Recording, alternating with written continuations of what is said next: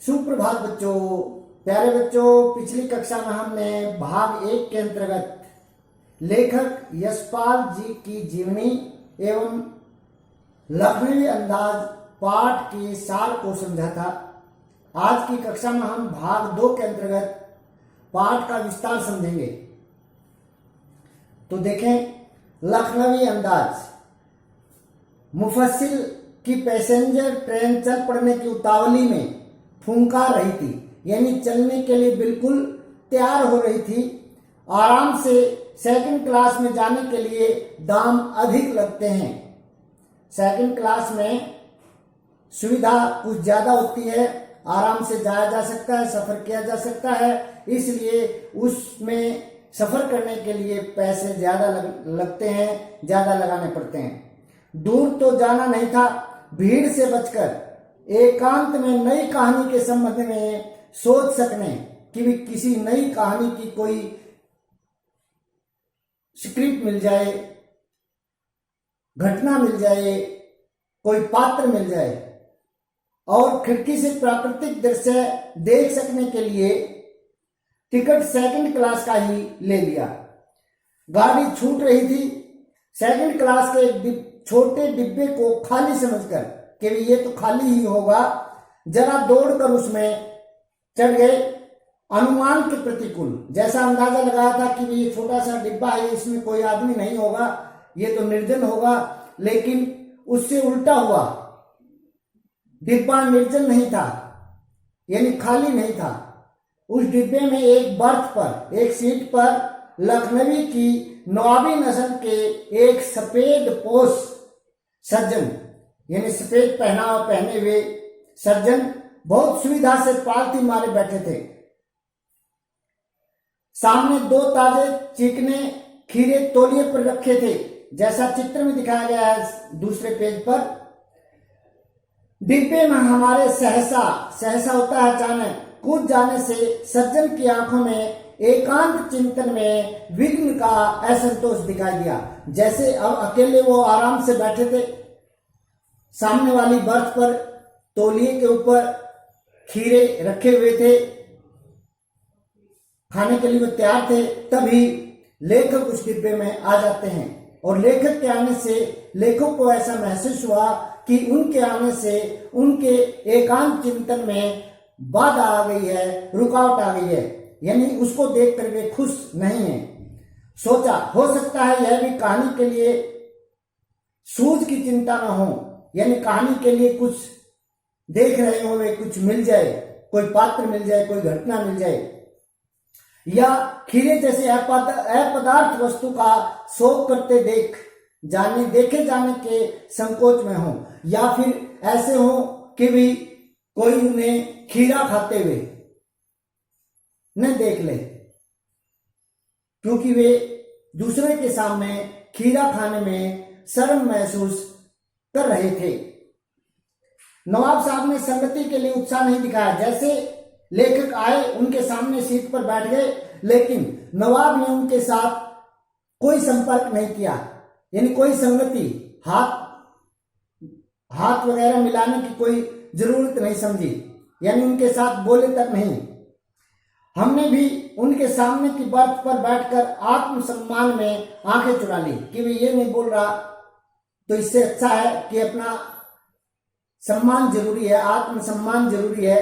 तो उन्होंने भी अपनी आंखें नीचे कर ली और आराम से बैठ गए। खाली बैठे थे, यानी खाली बैठे थे। खाली का मतलब होता खाली। कल्पना करते रहने की पुरानी आदत है। अब कवि था, लेखक था, तो लेखक कवि को तो हरदम कल्पना ही याद रहती है। वे तो किसी न किसी चीज की कल्पना करते ही रहते हैं, क्योंकि उन्होंने तो रचना लिखनी होती है। तो ऐसा ही यशपाल जी भी कर रहे थे।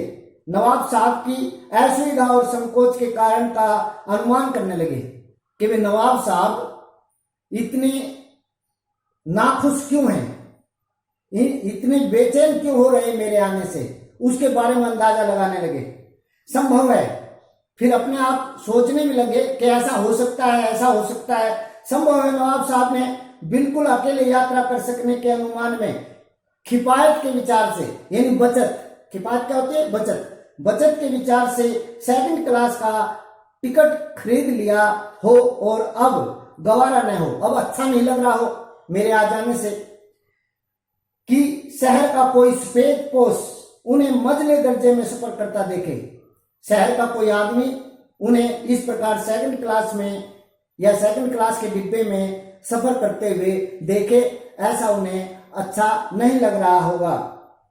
अकेले सफर का वक्त काटने के लिए ही खीरे खरीदे होंगे, ऐसे अंदाजा लगा रहे हैं लेखक। और अब किसी सफेद पोश के सामने खीरा कैसे खाएं? खीरा खाने में उन्हें शर्म आ रही है, लज्जा आ रही है।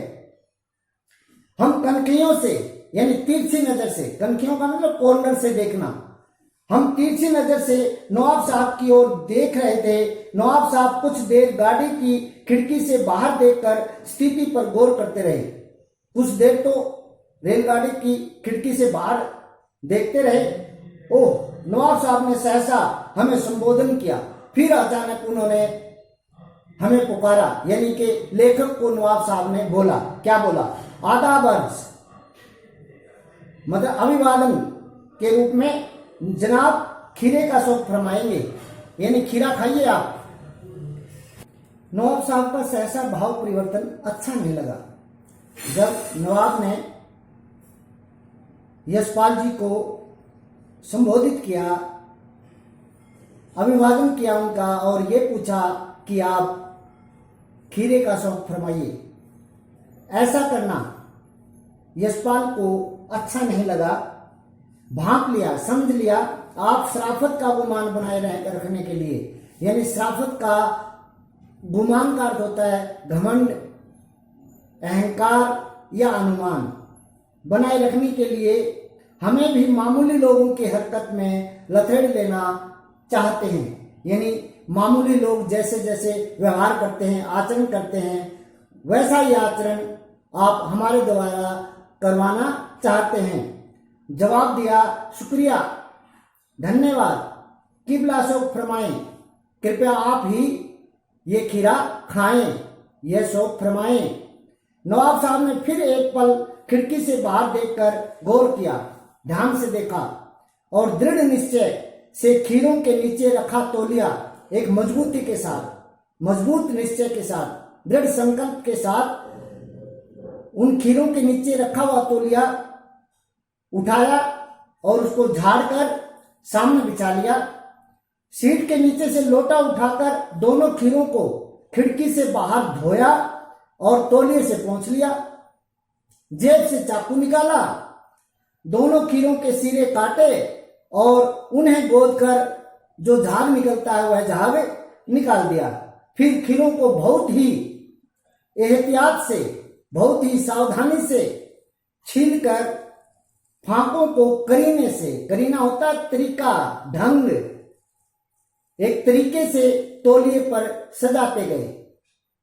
पहले उसको धोया, फिर चाकू निकाला, उनके सिरों को काटा, फिर उनमें से गोद कर झाग निकाला और फिर एक तरीके से काट काट कर उस तौलिए पर सजाते चले गए। लखनऊ स्टेशन पर खीरा बेचने वाले खीरे के इस्तेमाल का तरीका जानते हैं, किस तरह से खीरे का इस्तेमाल किया जाना चाहिए, कैसे उसको काटना है, कैसे उसको खाना है। ग्राहक के लिए जीरा, मिला नमक और पिसी हुई लाल मिर्च की पुड़िया भी हाजिर कर देते हैं। वहां से अगर कोई खीरा लेता है खाने के लिए तो वे मसाला भी साथ में दे देते हैं। नवाब साहब ने बहुत करीने से, तरीके से, ढंग से खीरे की फांकों पर जीरा, मिला नमक और लाल मिर्च की सुर्खी, यानी वो जो चूरा है, चूर्ण है, उसको भुरका, उनकी प्रत्येक भाव भंगिमा और जबड़ों के सपूर्ण से, जबड़ों के चलने से स्पष्ट हो रहा था कि उस प्रक्रिया में उनका मुख खीरे के रसास्वादन की कल्पना से, यानी जैसे जैसे वो काट करके और तौलिए पर सजाते जा रहे थे, फिर उन पर उन्होंने वो मसाला बुरका, इस तरह से उसको देखने से ऐसा लग रहा था जैसे कि उनके मुंह में उन खीरे के रसास्वादन का अनुमान लगाने से ही क्या आ रहा है, पानी आ रहा है। कई बार कोई बढ़िया चीज हो तो बढ़िया चीज को देख करके मुंह में क्या आ जाता है, पानी आ जाता है। ठीक वैसे ही नवाब साहब के मुंह में भी उसको देखने मात्र से ही पानी आ रहा था। हम तब कनखियों से देखकर सोच रहे थे मियां रईस बनते हैं। हम उसे तिरछी नजर से देख रहे थे कि वह क्या क्रियाकलाप कर रहा है। मियां रईस बनते हैं, अमीर बनते हैं, लेकिन लोगों की नजरों से बच सकने के ख्याल में अपनी असलियत पर उतर आए हैं। लेकिन लोगों की नजरों से बचना चाहते हैं, इसलिए वे अपना दिखावा करने पर उतर आए हैं, पाखंड करने पर उतर आए हैं। अब वे क्या पाखंड करते हैं, ऐसा क्या करते हैं जो लेखक को पाखंड लगा, दिखावा लगा, वह समझेंगे हम इसी पाठ के विस्तार में आगे भाग 3 में। उम्मीद करता हूं जितना पढ़ाया है वह आपको अच्छे से समझ में आ गया होगा। आपने इसको दोबारा से फिर पढ़ना है ताकि और अच्छे से आपको समझ में आ जाए। धन्यवाद।